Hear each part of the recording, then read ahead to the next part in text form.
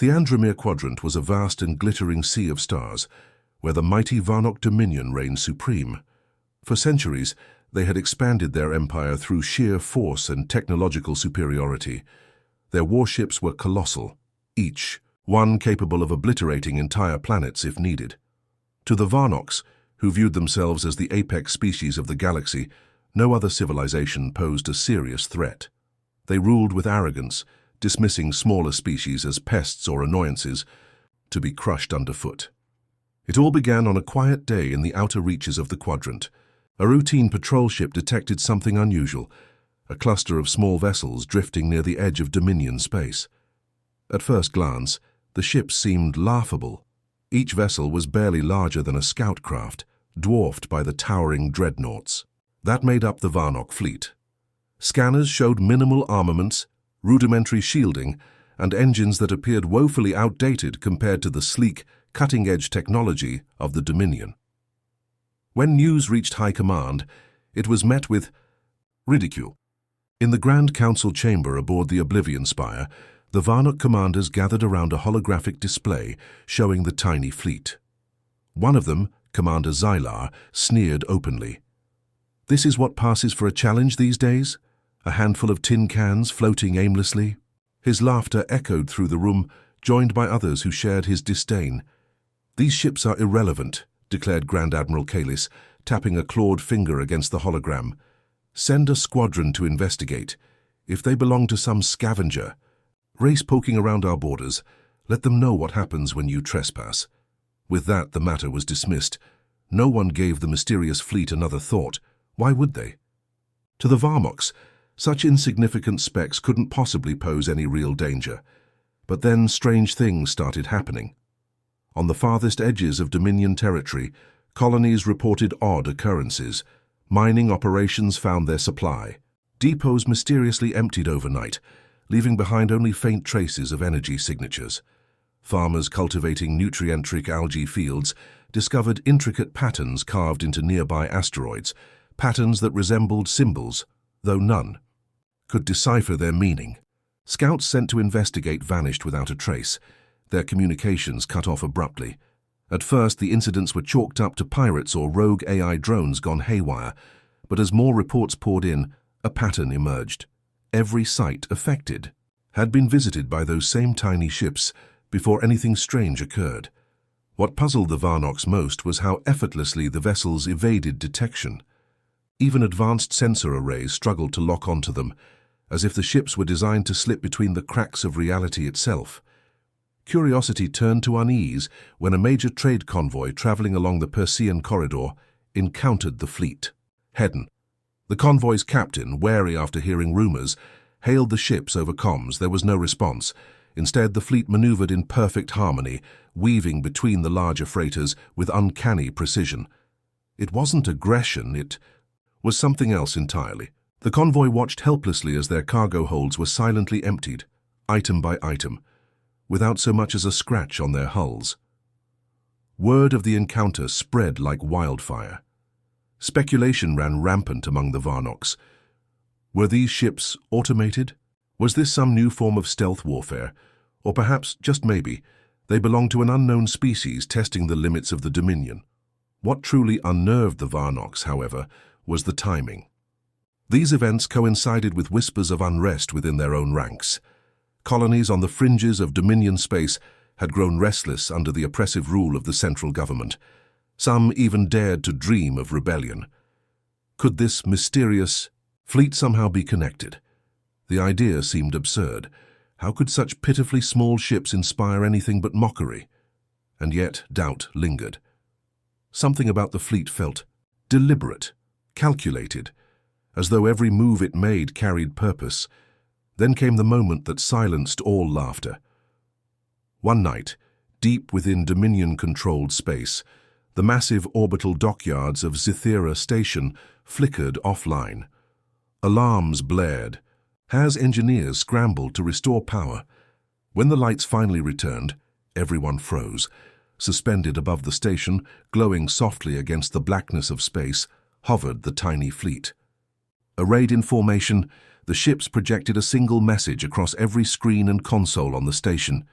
We are here. Do not ignore us again." For the first time, the Varnox felt a chill run down their spines. Who or what were these beings? And why did their presence feel less like a threat and more like a warning? The galaxy held its breath, waiting to see what would happen next. The message projected by the tiny fleet reverberated through every level of the Varnock Dominion. "We are here. Do not ignore us again." It was simple, yet its implications were profound. For a species accustomed to dominance, the idea that someone or something could slip into their territory undetected and issue such a bold statement was both infuriating and unsettling. High Command convened an emergency session aboard the Oblivion Spire. The chamber buzzed with tension as commanders debated how to respond. Some argued for immediate retaliation, demanding that the fleet be obliterated before it caused further disruption. Others urged caution, pointing out that the mysterious ships had shown no signs of aggression despite their brazen actions. Grand Admiral Kalis, his usual confidence shaken, paced the room in silence. He had spent decades leading campaigns against rebellious colonies and rival empires. But this was different. This felt personal.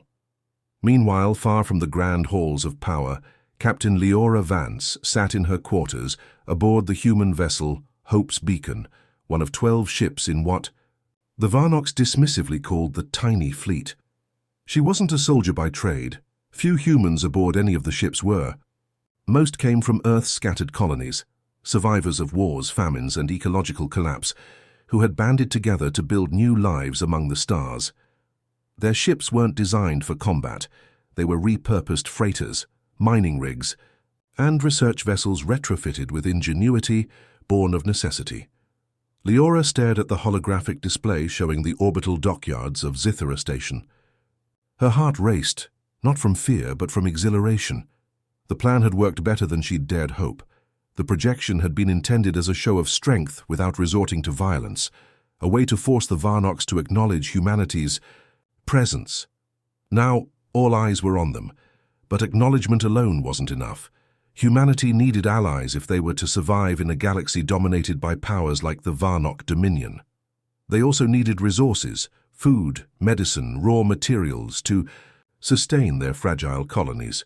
Leora knew the risks of engaging directly with the Varnox, but she believed in her people's resilience. If they played their cards right, they might just turn this precarious situation into an opportunity.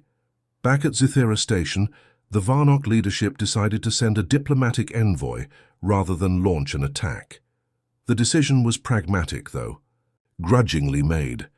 Destroying the fleet outright carried too many unknowns. What if the ships had hidden weapons? What if destroying them triggered some kind of retaliation? Better to assess the threat up close first. Commander Xylar led the delegation, accompanied by a retinue of soldiers armed to the teeth. As their shuttle approached the tiny fleet, Xylar couldn't help but marvel at the craftsmanship of the ships. Despite their size, they exuded an elegance he hadn't expected. Sleek lines curved seamlessly into reinforced hulls, and faint pulses of light emanated from within, suggesting advanced energy systems. For the first time, Xylar wondered if underestimating these vessels had been a mistake. When the shuttle docked with Hope's Beacon, Leora greeted the Varnox personally. Standing, tall in her patched uniform, she extended a hand in greeting, a gesture lost on the towering reptilian aliens. Xylar regarded her with disdain, his sharp teeth bared in what passed for a sneer. "You dare intrude upon our territory," he growled, his voice resonating like grinding metal. "Explain yourselves." Leora didn't flinch. Instead, she smiled, a warm, disarming expression that caught Xylar off guard. "We're not here to fight," she said calmly. "We're explorers, survivors looking for a place to call home. We didn't mean to trespass, but your borders aren't clearly marked." Xylar bristled at her audacity. Survivors? Explorers? These puny creatures dared to justify their actions so casually. Yet there was something about Leora that unnerved him. Her demeanor radiated calm determination, her words laced with sincerity. She didn't behave like someone trying to deceive or provoke. They genuinely seemed to believe they had done nothing wrong. To test her, Xylar demanded proof of their peaceful intentions. Without hesitation, Leora invited the Varnox aboard, Hope's beacon for a tour. As they walked through the narrow corridors of the ship, the contrast between human ingenuity and Varnock opulence became starkly apparent. The walls were lined with makeshift equipment cobbled together from salvaged parts, yet everything functioned perfectly. Holographic displays showed maps of star systems meticulously charted by hand. Crew members moved efficiently, exchanging quiet words and smiles as they worked. At the heart of the ship lay the engineering bay, where rows of glowing reactors hummed softly. Here Leora introduced Xyla to Dr. Elias Tan, the fleet's chief engineer. A wiry man with greasy-streaked hands, Elias explained how the reactors used quantum entanglement principles to maximize efficiency, a concept even the advanced Varnock struggled to fully grasp. When Xyla asked why such sophisticated technology was housed in such modest vessels, Elias shrugged. "Necessity breeds invention," he replied simply. "We make do with what we have." As the tour continued, Xyla found himself increasingly unsettled. Everything about the humans defied expectation. Their ships may have been small, but they were marvels of adaptability and resourcefulness. Their crew operated not out of fear or obedience, but genuine camaraderie. And then there was Leora herself, her unwavering resolve, her ability to remain composed under pressure. There was something almost admirable about her. Still, Xyla refused to let his guard down. Before leaving, he issued a final warning. "Consider this leniency a gift. Leave our space immediately or face consequences you cannot imagine." Leora nodded respectfully, though her eyes gleamed with quiet defiance. "Thank you for hearing us out," she said. "But I assure you we won't leave until we've secured what we need." As the shuttle departed, Xyla relayed his findings to High Command. His report painted a conflicting picture. The humans were weak yet clever, harmless yet unpredictable. They posed no immediate military threat, but their presence raised uncomfortable questions. How had such a seemingly insignificant species managed to infiltrate Dominion space? What did they truly want? For the first time, doubt crept into the minds of the Varnock leadership. Perhaps the humans weren't as irrelevant as they'd assumed, but if that were true, what did it say about the Dominion itself? Unbeknownst to the Varnocks, Leora and her crew were already planning their next move. The fleet had proven it could hold its own against one of the galaxy's most powerful empires, but survival was only the beginning. Humanity had much more to offer, and soon the Varnocks would learn exactly what that meant. The stage was set for a clash of ideologies, one rooted in brute force, the other in creativity and unity. The galaxy watched, waiting to see which side would prevail. The Varnock Dominion was not accustomed to uncertainty. For centuries, their empire had thrived on order, control, and the unshakable belief that they were the dominant force in the galaxy. Yet now whispers of doubt began to ripple through their ranks. The mysterious human fleet, small, resourceful, and defiant, had planted a seed of unease that refused to be ignored. High Command convened once more aboard the Oblivion Spire. Grand Admiral Kalis stood at the center of the chamber, his claws clicking against the polished floor as he addressed the council. "We cannot allow these humans to continue unchecked," he declared, his voice heavy with frustration. "Their presence undermines our authority. They must be dealt with decisively." But consensus eluded them. Some argued for an all-out assault, while others cautioned restraint. Commander Xyla, still haunted by the tour of Hope's beacon, voiced his concerns. "These humans are unlike any species we've encountered before. Their ships may be small, but their ingenuity is unmatched. If we attack recklessly, we risk exposing vulnerabilities in our own systems." Kalis dismissed Xyla's caution with a snarl. "Vulnerabilities? We are the Varnocks. Our technology is unparalleled. These humans are pests, nothing more." But even as he spoke, his usual bravado faltered. Deep down, he couldn't shake the image of those glowing reactors humming softly in the engineering bay, or the quiet confidence of Captain Leora Vance as she stared him down without flinching. Meanwhile, aboard Hope's beacon, humanity prepared for what might come next. Leora gathered her senior officers in the ship's cramped briefing room. Maps of nearby star systems floated above the table, marked with potential supply routes and safe zones. The mood was tense but focused. Everyone knew the stakes. If the Varnox decided to strike, the tiny fleet wouldn't stand a chance in direct combat. Their only hope lay in outthinking their opponents. Dr. Elias Tan leaned forward, tapping one of the maps. If they hit us directly, we'll scatter. Divide their forces by making them chase shadows. His plan involved splitting the fleet into smaller groups, each equipped with decoy signals designed to mimic larger vessels. It was risky. If caught, individual ships would be easy targets, but it might buy them enough time to regroup and adapt. Leora nodded thoughtfully. Good thinking, Elias, but we need something else, a way to show them we're not just survivors. We're builders, creators, something that proves we're worth respecting. That's when Lieutenant Maya Chen, the fleet's communications officer, spoke up. What if we build something right under their noses? She pointed to a cluster of uninhabited asteroids near Zithera Station. We could construct a habitat there, something functional but symbolic. A message that says, we're here to stay. The idea sparked excitement among the crew.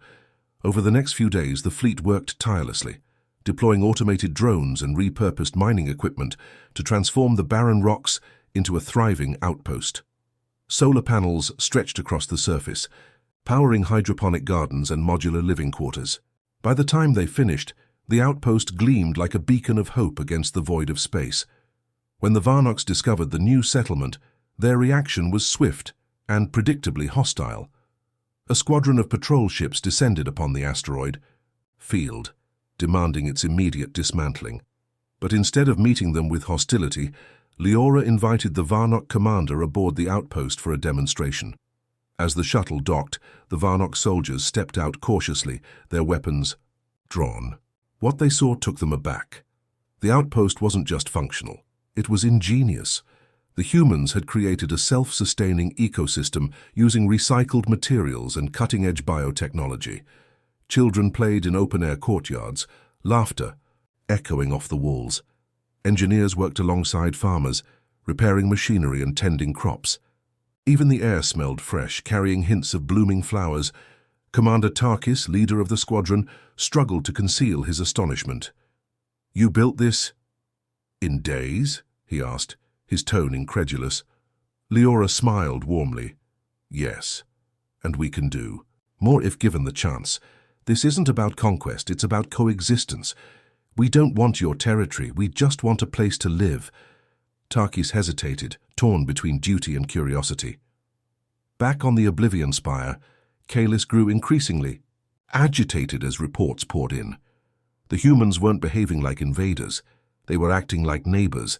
Worse still, footage of the outpost circulated among the lower ranks of the Dominion military, sparking admiration rather than contempt. Soldiers whispered about the humans' ability to create beauty from nothingness, their resilience in the face of adversity. Fearing a loss of control, Kalis ordered a blockade around the asteroid field, cutting off supplies and reinforcements. He hoped to starve the humans into submission, forcing them to abandon their project. But once again, humanity surprised him. Using salvaged parts and sheer determination, the fleet modified their ships to harvest energy directly from passing solar winds. Drones ferried food and water from distant moons, bypassing the blockade entirely. When the Varnox patrols tried to intercept, the humans employed clever tactics, feints, diversions, and holographic illusions that left the massive warships spinning in circles. Word of the standoff spread beyond the Dominion's borders, reaching other civilizations wary of Varnox dominance. Diplomatic envoys from neutral species began arriving, curious to see the humans who dared defy the mighty empire. Among them was Ambassador Sela, a representative of the peaceful Lumina Collective. She visited the outpost personally, marveling at its design and purpose. "You've done something remarkable here," Sela told Leora during their meeting. "Not just in building this place, but in showing the galaxy that strength isn't always measured in firepower. Sometimes it's measured in heart." Leora nodded, her expression thoughtful. "We're not trying to replace anyone. We just want to prove that there's another way, a better way." Sela promised to share the human story with the galactic community. As she departed, Leora felt a flicker of hope. Perhaps the blockade wasn't just a test of endurance. It was an opportunity to change perceptions one mind at a time. But the conflict was far from over. High Command remained divided, with Kalis pushing for escalation despite growing dissent. On the front lines, Tarkis wrestled with his conscience, torn between loyalty to the Dominion and respect for the humans' tenacity. And so the tension simmered, waiting for the spark that would ignite the next phase of the struggle. Humanity had shown its creativity, its unity, and its capacity to endure. Now, they needed to find a way to turn those qualities into a lasting solution. In the vast expanse of the Andromir Quadrant, two vastly different philosophies collided, one rooted in domination, the other in cooperation. The outcome would shape the future of countless worlds. The blockade around the human outpost stretched into weeks, then months. The Varnock Dominion's massive warships loomed like dark sentinels in the void of space, their presence a constant reminder of the fragile line between survival and destruction. Yet despite the odds, humanity persisted. Their ingenuity had allowed them to circumvent the blockade, but the strain was beginning to show. Supplies were dwindling, morale was fraying, and the ever-present threat of an all-out assault hung over everyone aboard Hope's Beacon and the other ships. Captain Leora Vance stood on the observation deck of the outpost, gazing out at the stars. Her reflection shimmered faintly in the reinforced glass, her face lined with fatigue but still resolute. Behind her, Lieutenant Maya Chen approached hesitantly. "Leora," she said softly, "the crew is getting restless. They're scared." Leora turned, offering a small smile. "We're all scared, Maya, but fear doesn't mean we give up. It means we find another way forward." Maya nodded, though her expression remained troubled. I don't know how much longer we can keep this up. Every day feels like walking a tighter rope." Before Leora could respond, alarms blared through the outpost. Red lights flashed as automated systems detected incoming ships, Varnock, reinforcements, larger and more menacing than anything they'd faced before. Panic rippled through the corridors as people scrambled to their stations. This wasn't just another patrol, it was an escalation. Back aboard the Oblivion Spire, Grand Admiral Kalis paced furiously. The blockade had failed to break the humans. Spirit and now dissent within his own ranks threatened to undermine his authority. Commander Xylar, once a loyal subordinate, had begun openly questioning the wisdom of continued aggression. "These humans are proving us wrong at every turn," Xylar argued during a heated council meeting. "They've shown no malice, only resilience. Perhaps it's time we reconsider our approach." Kalis slammed his fist against the table, his voice thundering. "Reconsider? Are you suggesting we bow to these insects? They've made fools of us, Xylar. If we back down now, the entire galaxy will see us as weak." Xylar met Kalis's glare without flinching. "And what happens if we destroy them, Admiral? What message does that send?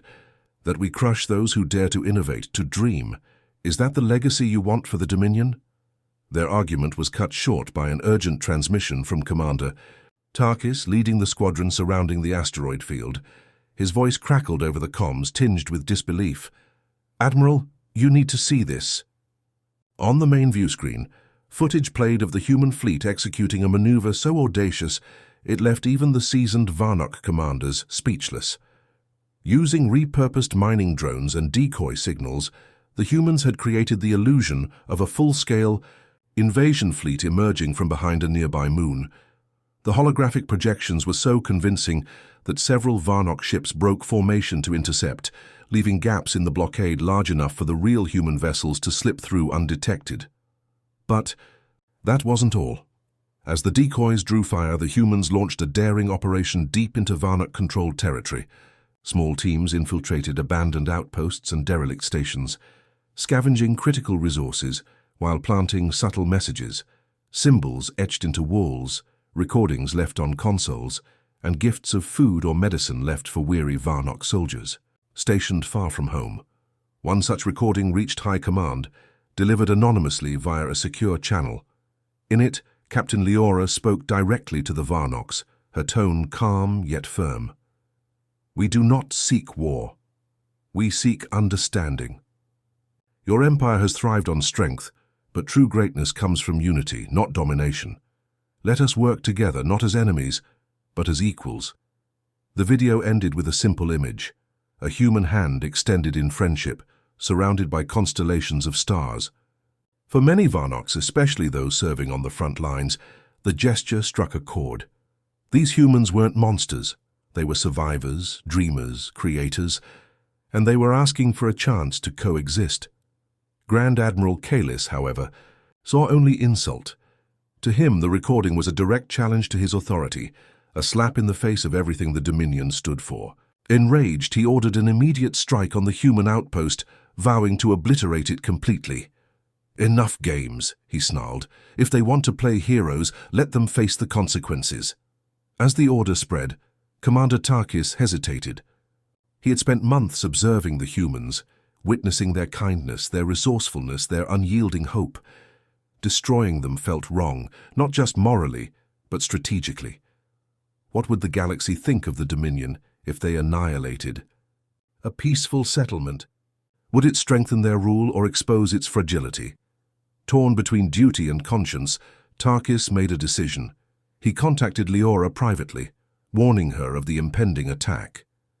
"You have 12 hours, he said, his voice low and urgent. "Evacuate your people. I cannot stop what's coming." Leora listened in stunned silence, her mind racing. 12 hours wasn't enough to save everyone, but abandoning the outpost entirely would mean losing everything they'd built, their home, their symbol of hope. She knew there was only one option left. Summoning her senior officers, Leora outlined a desperate plan. Instead of evacuating, they would fortify the outpost, turning it into a living testament to humanity's determination. Using every available resource, they reinforced the structure, installed defensive measures, and prepared to broadcast a final message to the galaxy. If they were going to fall, they would do so standing tall. As dawn broke over the asteroid field, the Varnok fleet assembled in full force. Massive dreadnoughts bristling with weapons formed a ring around the outpost, their cannons charging ominously. Inside, the humans gathered together, holding hands and sharing stories of Earth, the planet they'd left behind, the dreams that had brought them here. Then, just as the first shots rang out, something extraordinary happened. Across the quadrant, dozens of neutral species, inspired by humanity's courage, began transmitting messages of support. Ships from the Lumina Collective, the Free Traders Guild, and even rogue factions within the Dominion itself converged on the battlefield, forming a protective barrier around the outpost. Ambassador Sila's voice echoed through the comms channels. "This ends now. Humanity has proven itself worthy of respect. Will you continue down this path of destruction, or will you choose a better future?" For the first time, cracks appeared in the Varnok leadership. Some commanders refused to fire, citing ethical concerns. Others openly defied Kalis, siding with the growing coalition of allies defending the humans. Even Xyla stepped forward, challenging Kalis directly. "Enough bloodshed," he declared. "It's time to listen." Kalis, isolated and furious, realized too late that he had lost control. The tide had turned, not because of superior firepower, but because of humanity's ability to inspire others. As the guns fell silent, Leora stepped onto the outpost's balcony, addressing the assembled fleets. Her voice carried across the void, steady and filled with conviction. "We came here seeking peace, and today we found it. Not through violence, but through unity. Together, we can build a galaxy where no one is left behind." In that moment, the Varnoks and the galaxy began to see humanity not as pests, but as pioneers. The tiny fleet had sparked a revolution, proving that strength wasn't measured by size or power, but by heart. The standoff in the asteroid field had transformed into something far greater than anyone, human or Varnok, could have anticipated. What began as a conflict between two vastly different civilizations was now a galactic event, with dozens of species watching, waiting, and choosing sides. The human outpost, once dismissed as insignificant, had become a symbol, a beacon of hope for those who believed in unity over domination. Inside the outpost, tension crackled like static electricity. Captain Leora Vance moved among her crew, offering quiet words of encouragement. Despite the growing coalition of allies outside, the situation remained perilous. Grand Admiral Kalis still commanded a significant portion of the Varnock fleet, and his refusal to back down meant the threat of destruction lingered. Every heartbeat felt heavier than the last.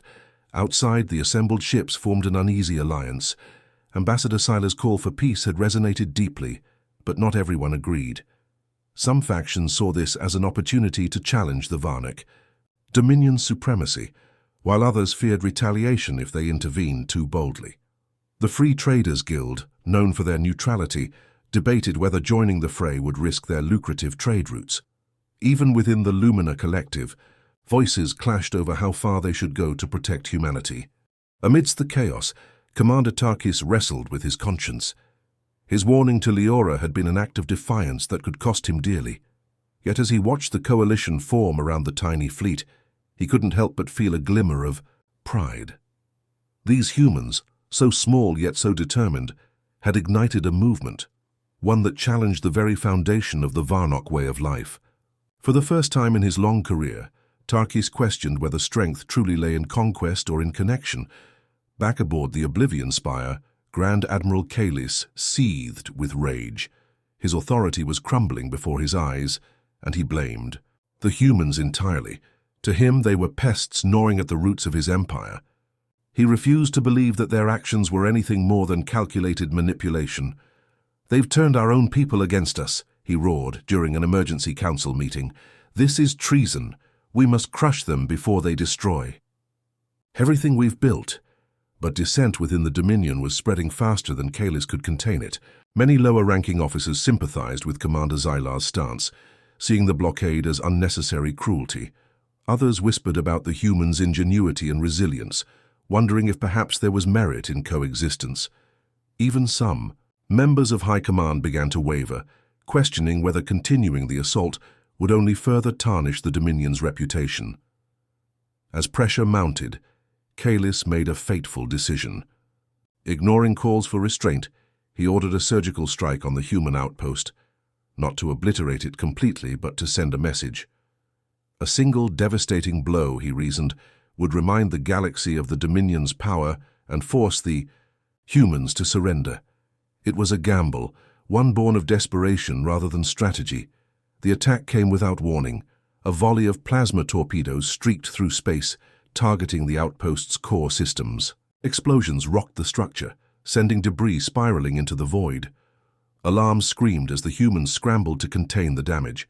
Fires erupted in the engineering bay, threatening to destabilize the reactors that powered the entire settlement. Leora raced to the scene, her heart pounding. Smoke filled the corridors, and the acrid smell of burning metal stung her lungs. Engineers worked frantically to seal breaches and stabilize the reactors, their faces streaked with soot and sweat. Among them was Dr. Elias Tan, shouting orders above the din. "We can't let the reactors overload. Get me coolant lines, now." For a moment, despair threatened to overwhelm Leora.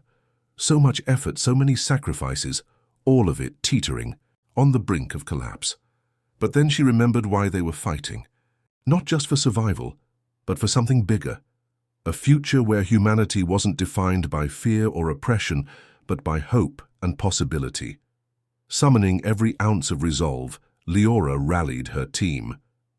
"We didn't come this far to give up now," she shouted, her voice cutting through the chaos. "Fix what you can, patch what you must, and hold the line. This isn't just our home. It's proof that we can stand together even when everything seems lost." Her words reignited the crew's determination. Working tirelessly, they managed to stabilize the reactors just as another wave of torpedoes struck. This time, however, the humans were ready. Using modified defense grids salvaged from old mining equipment, they deflected several incoming projectiles. Though the outpost sustained heavy damage, it remained intact, a testament to human ingenuity under fire. Outside, the coalition sprang into action. Ships from the Lumina Collective and Free Traders Guild positioned themselves between the outpost and the Varnock fleet, forming a protective barrier. Their captains transmitted messages of solidarity, urging Kalis to stand down. "You're not fighting invaders," one captain declared. "You're attacking dreamers. Is this really the legacy you want? Kalis ignored them, doubling down on his aggression, but cracks continued to form within his ranks. Several ships under his command refused to fire, citing ethical concerns. Others openly defied orders, joining the coalition instead. Commander Xylar led a group of defecting vessels, broadcasting a message to the entire quadrant. The Dominion stands for order, not oppression. Today, we choose unity over tyranny. The battle reached its peak as both sides clashed in a dazzling display of firepower and strategy. Human drones darted between enemy ships, deploying EMP bursts to disable weapon systems.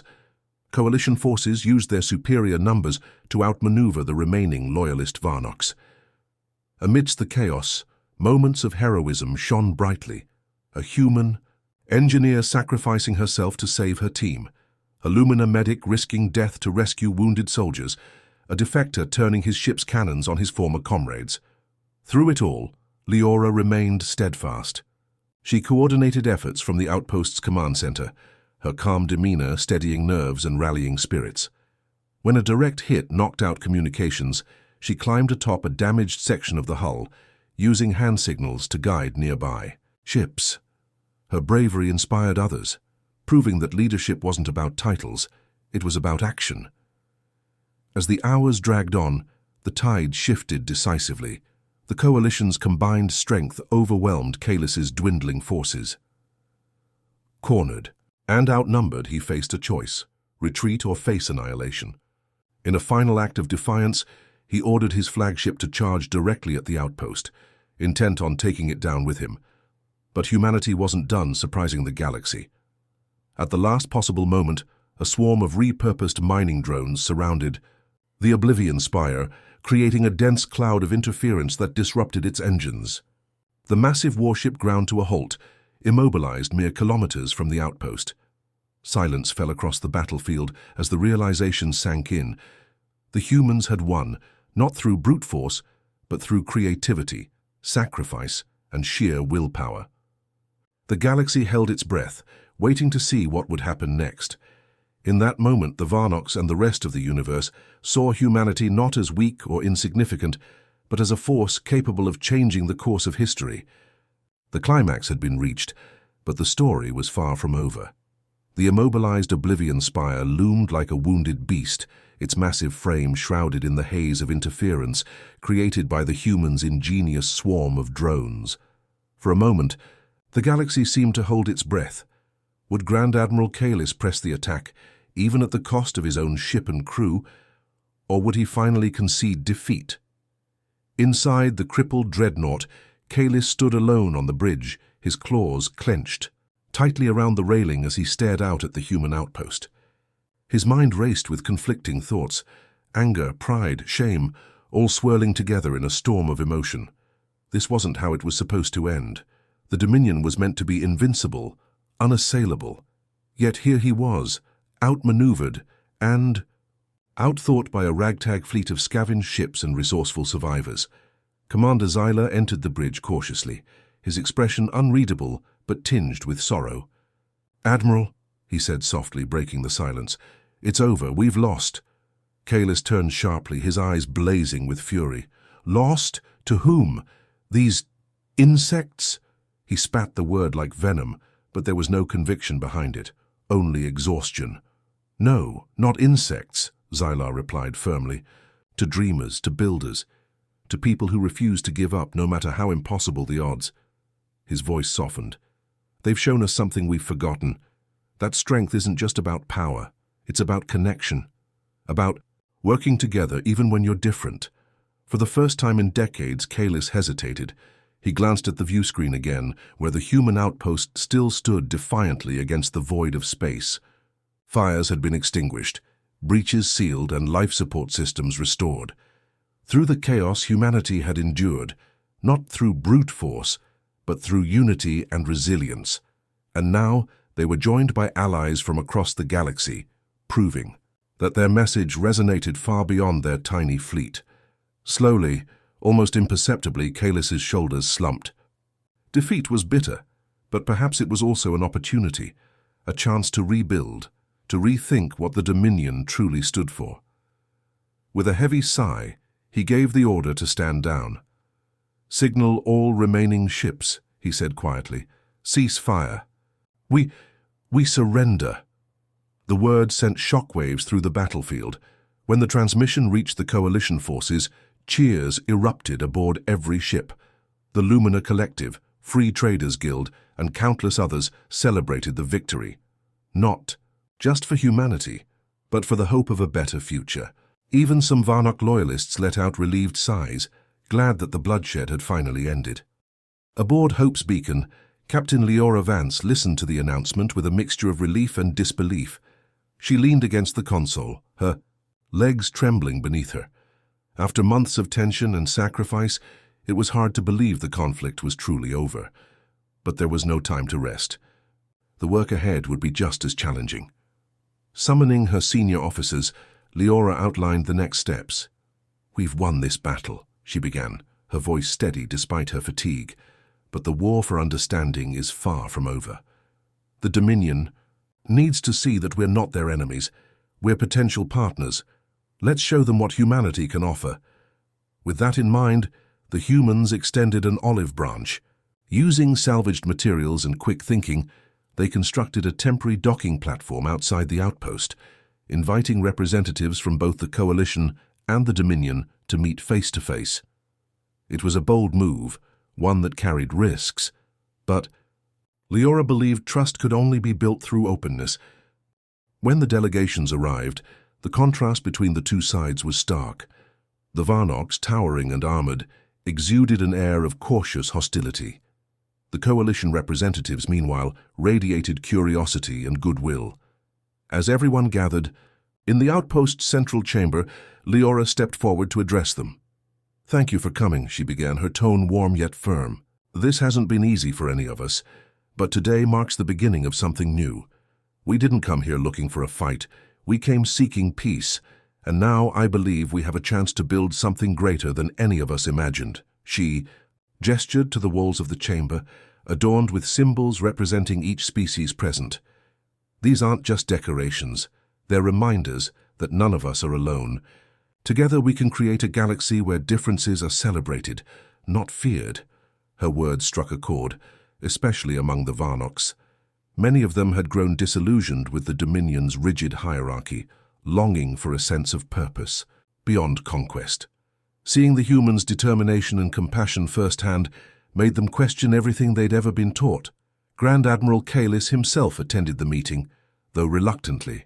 Seated at the back of the room, he observed silently as Leora spoke. When the floor opened for discussion, he surprised everyone by standing up. His voice trembled slightly as he addressed the gathering. "I've spent my life believing that strength comes from dominance," he admitted. His admission met with stunned silence. "But these humans have proven me wrong. They've shown us that true strength lies in resilience, creativity, and the courage to reach out, even when it seems hopeless." His words sparked a wave of introspection among the Varnocks. Some began openly questioning the Dominion's policies, while others expressed interest in forging alliances with the Coalition. Commander Tarkis took the opportunity to propose a formal ceasefire, suggesting joint efforts to stabilize the region and prevent further conflict. As the meeting drew to a close, Ambassador Seiler summarized the significance of the moment. "Today, we've taken the first step toward a new era, an era defined not by fear but by cooperation. Humanity has reminded us of what it means to dream, to innovate, to persevere. Let us honor their example by building bridges instead of walls."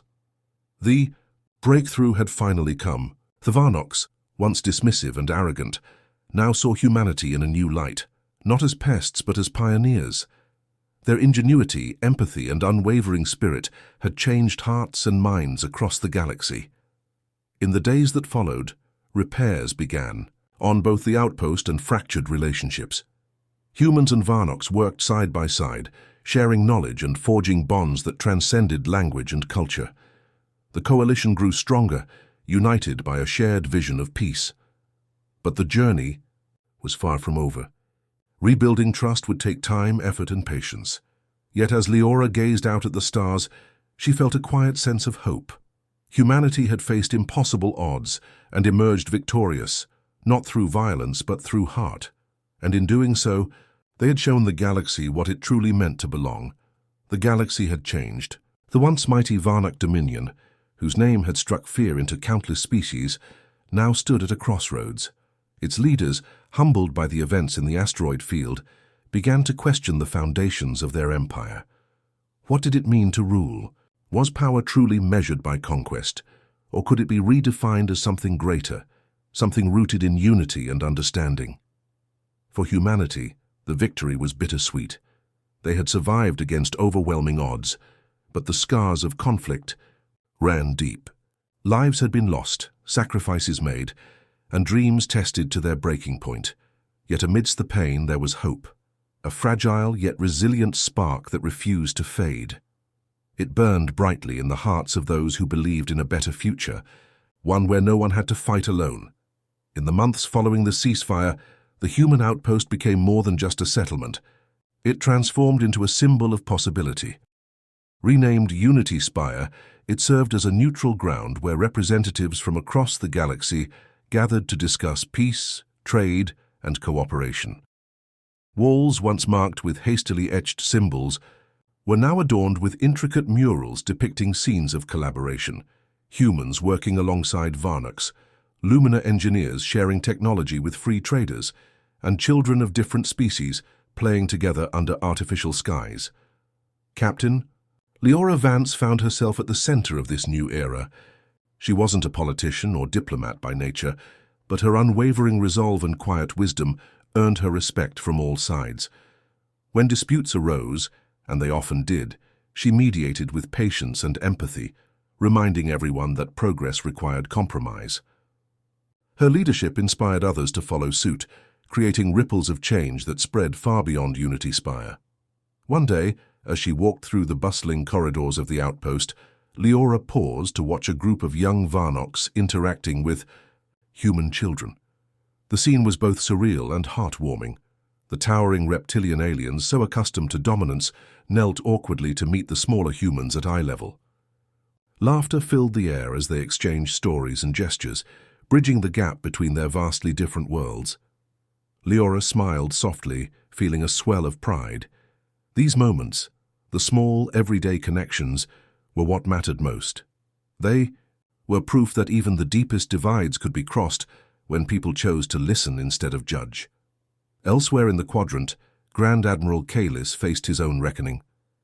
Stripped of his command after the failed assault on Unity Spire, he returned to his homeworld, a shadow of the formidable leader he once was, but rather than retreat into bitterness, he embraced introspection.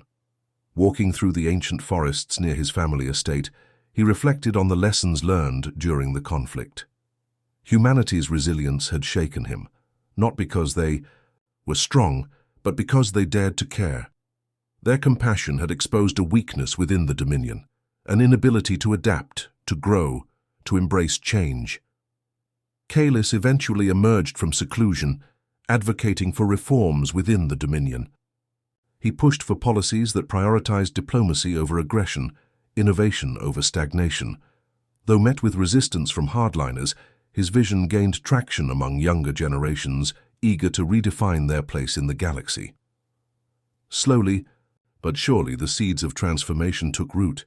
Commander Tarkis, meanwhile, became a bridge between humanity and the Dominion. Recognizing his role in the turning point of the conflict, he dedicated himself to fostering mutual understanding. Stationed permanently aboard Unity Spire, he worked closely with Leora and other leaders to build trust and collaboration. His presence was a testament to the power of redemption, an example that even those who once stood on opposite sides could find common ground. As years passed, the legacy of the tiny fleet grew into legend. Stories of their ingenuity, courage, and compassion spread throughout the galaxy, inspiring countless others to dream bigger and aim higher. Artists painted murals of hope's beacon gliding gracefully through starry skies. Musicians composed ballads celebrating humanity's triumph over adversity. Historians documented every detail, ensuring that future generations would remember the moment when a ragtag group of survivors proved that strength wasn't about size or firepower. It was about heart. On Earth's scattered colonies, news of humanity's success reignited a sense of pride and purpose. For so long they had struggled to survive, clinging to the edges of habitable space.